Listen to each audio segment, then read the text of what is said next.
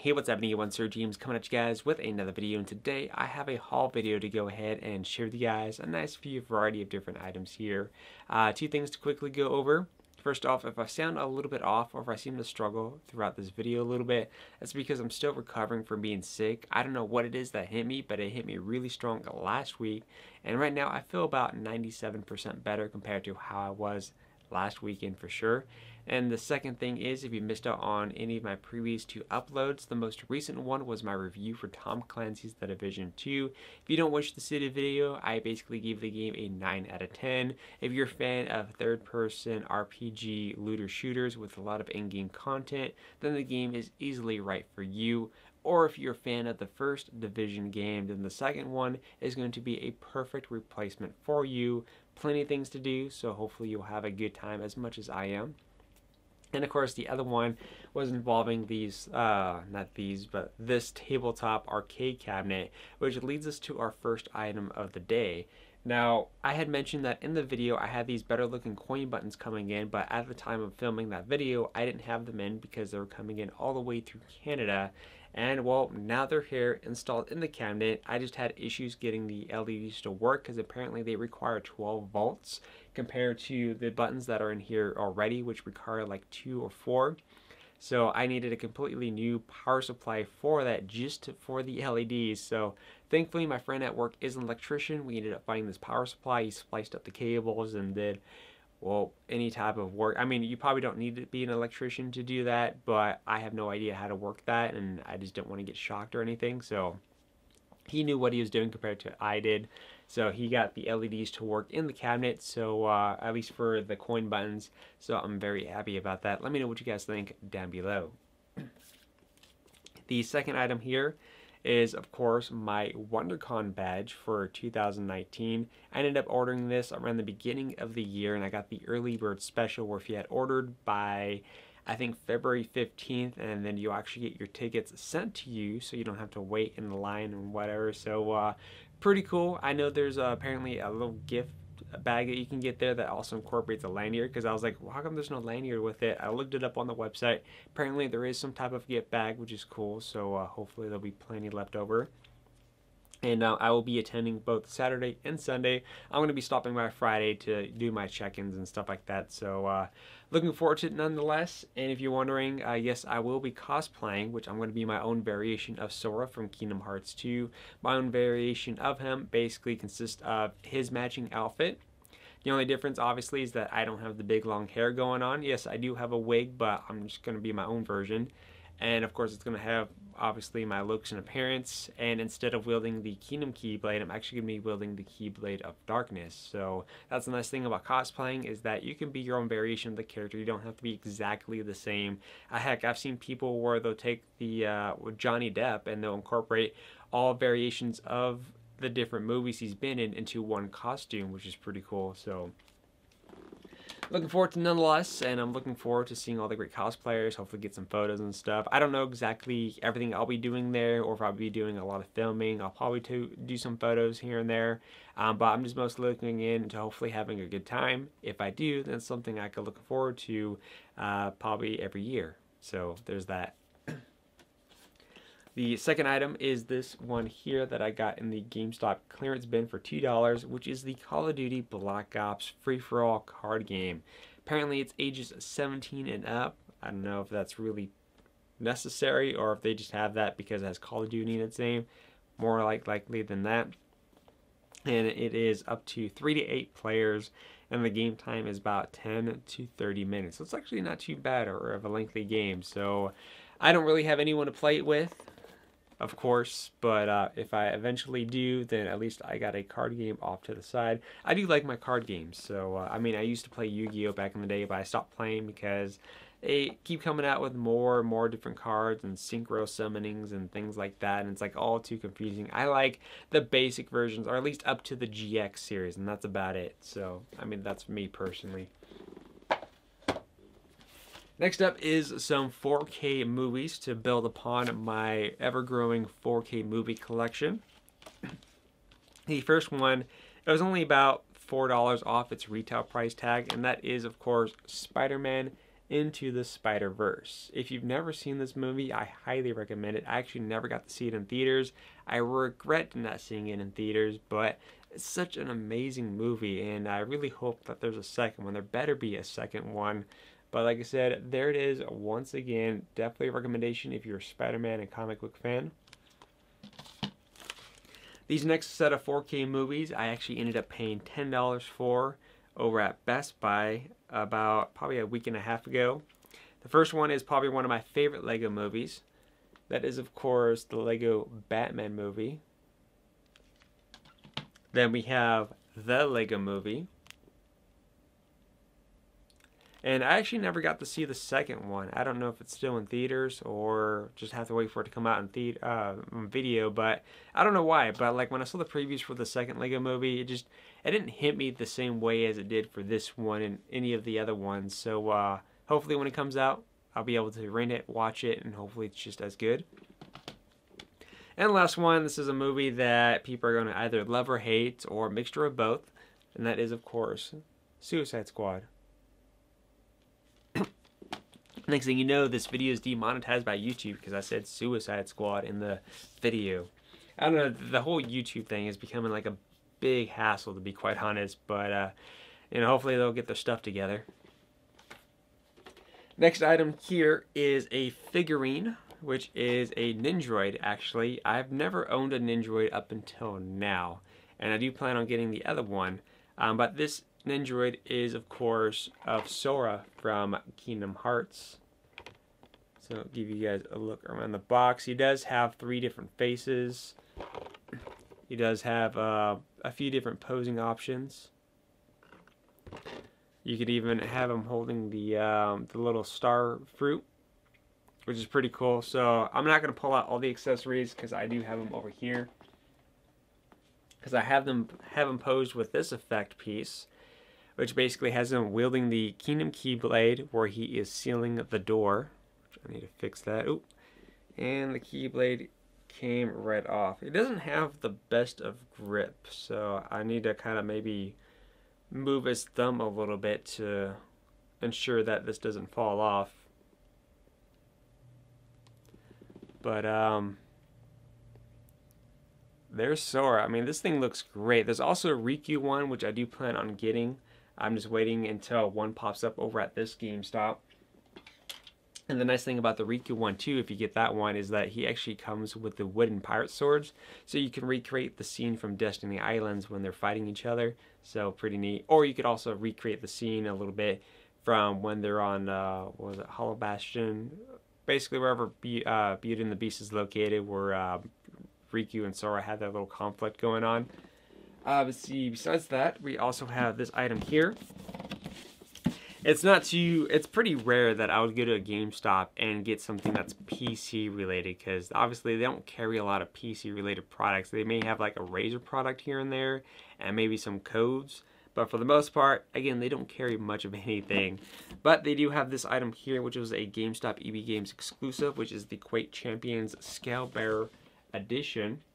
Now, when this first came out, this was about $80, so it's definitely not bad in price. Right now, you could find it for about $40. I ended up paying about $23 because I used my coupon to get $10 off because I have so many points accumulated for how many times I shopped there. So those coupons actually ended up paying for itself. And then, of course, I also used, there's a game that I didn't pick up, so I used the money from that to put towards this. So that's how I got it for about $23. So in this, what you get is you get the Quake Champions Edition game, which is funny because you get a case, but you actually don't get any physical media with it. You just get 2 codes, which is for the Champions Pack, which is already about $40 on Steam. And then you also get a skin for the Ani skin. That's basically skin for the Scale Bearer. So there's what that looks like. He actually looks very cool. And like I said, you don't even get a disc. So that's how usually most PC games are. And you know, I've always said that I like to get physical media. That's like the only one exception that I have is PC gaming. PC gaming, most of my games are digital because of the Steam summer sales and all that. But yeah, when it comes to like PlayStation and like Nintendo and all that, most of my games are physical. That's the only exception, so it's always interesting about that. Now there is one other item that you do get with this. And it's a stupid squeaky chair, it still hasn't gone away yet. Is that you do get the Scale Bearer figure statue. Nicely detailed, and it's actually got some decent weight going on for it. So pretty cool. Let's see, next up we have just a couple items left. I guess we'll start with some digital items. So obviously I ended up getting Tom Clancy's The Division 2. I actually got that one free as a digital copy for the Xbox One. And then about a week and a half later, I ended up getting another free copy of it, but this time for the PC. I'm not going to mention who got me the free copy for PC, but basically no one wanted the code, and they offered me the PC version. I was like, okay, I'll take it. But as for the Xbox copy, I got that one through Gamer Fusion because I guess they got a bundle pack, so that way you could have a nice squad to play with. So that ended up working out for itself. And so right now I'm pretty much maxed out for what I could do for the Xbox, or at least on the console. So now I get to work on my PC character. Fortunately, your character doesn't transfer over even if you're connected to the same Uplay account. Very unfortunate, but it is what it is. And I was originally wanted to get it for PC, but if I did that, then I would have no one to play it with. So, you know, it is what it is type thing. Let's see, what's next? Next up is this item here by Hyperkin. This is the Xbox Classic Pack. Now in this pack, you get a total of 3 items. Item number 1 is that you do get a 1-month access to the Xbox Game Pass. It's one of those scratch offs. The second item that you get is, of course, the translucent green Duke controller for the Xbox One. And if this looks familiar, or if you've never seen this before, obviously this is identical to the original. Actually, it's an exact replica of the Duke controller for the original Xbox way back in the day. And they basically revamped it for current gen hardware. So you got the 2 additional shoulder buttons so you can still play it with current modern games. You also got a headphone jack. There's no memory card slot back here because obviously you're on current gens and they all have their hard drives. And the cool feature here, and this is just in case you guys have never seen this before, if you look in the center, it's blank. That's actually an LCD screen, and this is what it does. It plays the original boot logo for the Xbox, which is pretty cool. And that's the only thing it does. And you could press this again, and basically all it'll do is do the same thing. I honestly missed that. But I thought that was pretty cool. I mean, I already have this controller, and the only reason why I got this particular bundle is because I got it for super cheap for about $41. Typically, it's about $80, so I ended up paying about half of it. And, you know, I was also wanting to get a skin for my Xbox One X because when it's in my entertainment section, it's probably one of the only things in there that just doesn't stand out. Like the PlayStation 4 stands out because it's the red Spider-Man PS4 Pro. The Switch stands out because I got the nice light up LED skin on it type thing. And like the Xbox, when it's all black, it just blends in. The only thing you see is just the logo light when it's on. That's about it. But now my Xbox One X will stand out because it kind of looks like the original Xbox in a way. So yeah, I think that's pretty neat. A little bit on the sides. Obviously it's not going to cover everything because you got the vents going on. And I guess the only downside personally is, of course, you got like 2 shades of green. So unfortunately the skin doesn't quite match up with this. But I still think it's cool. If you don't like the green, they do have it in black, so you can go with that original color. Same thing with the Duke controller, they also have that in black. And there is one last item, I think. Let's double check in here. And I've been making this. I've been frustrated trying to make this video because I have not Now, how many times I've made several mistakes. Yesterday while I was trying to record it, my voice kept getting worse and worse to the point where I just couldn't record at all. And probably about, I don't know, 20 minutes ago, I was almost done making this video that my mom came in and interrupted, and then it was to the point where I just redid the video instead of just starting off where I left off, because it's to the point where I just instantly forgot where I was. Anyways, last but not least is this item here. This is a bag of holdings. It's a con survival bag by ThinkGeek. So I already have it decked out a little bit with my Kingdom Hearts pins. Speaking of Kingdom Hearts pins, I actually did get, I'm not sure if you guys could see it, the Disneyland exclusive King Mickey in his Organization 13 outfit. So that is pretty neat, and I actually went to Disneyland last Sunday.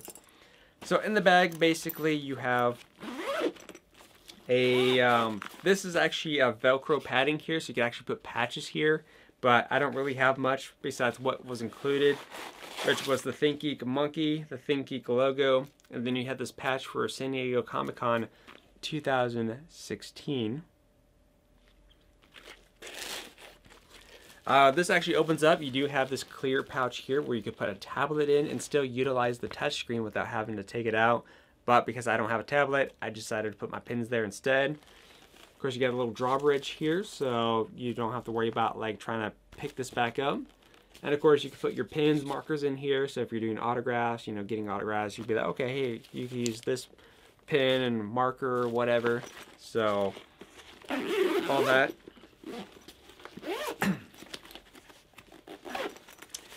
You got another big pouch here, and of course you also get the sling here to carry it as well, so you don't have to just use the handle. If you want to use the handle, it does have that. You also have a pocket back here. You do have a little pouch here for your drink, and you got this nice pouch that goes all the way through, so you could incorporate a poster tube, because usually you end up getting a lot of posters and stuff like that, conventions. So it's a nice way to carry everything in a nice organized manner. The one small modification that I did, which I didn't really have to do anything major, is that I added these clips here, because obviously since I'm going to be cosplaying, I don't want to have the bag over my shoulder and stuff like that, because it's going to kind of interfere with my cosplay. It's going to take away from it a little bit. I mean, yes, technically it's not that big of a deal, but it is a big deal for me. So what I'm going to do is that these clips here that I have on both sides, it's actually going to clip onto my belt on the back side. So basically it's just going to be hanging right behind me, below my waist. So anyone that's looking, obviously they can still see the Kingdom Hearts pins and stuff like that. I still have easy access to the bag, but the main thing is that it will be out of my way, and it actually works out quite well. So anyways, that's it for this video. If you guys have any questions, let me know in the comment section down below. And are you guys going to WonderCon? Also let me know. There was one other game that I actually don't have here because I haven't picked it up yet. I regret not having it right now, but I'll probably get it after WonderCon. And that is, what was it, Devil May Cry 5. I'm really looking forward to playing that one. So yeah, eventually I'll get to that one. But until then, I'll see you guys on the next video.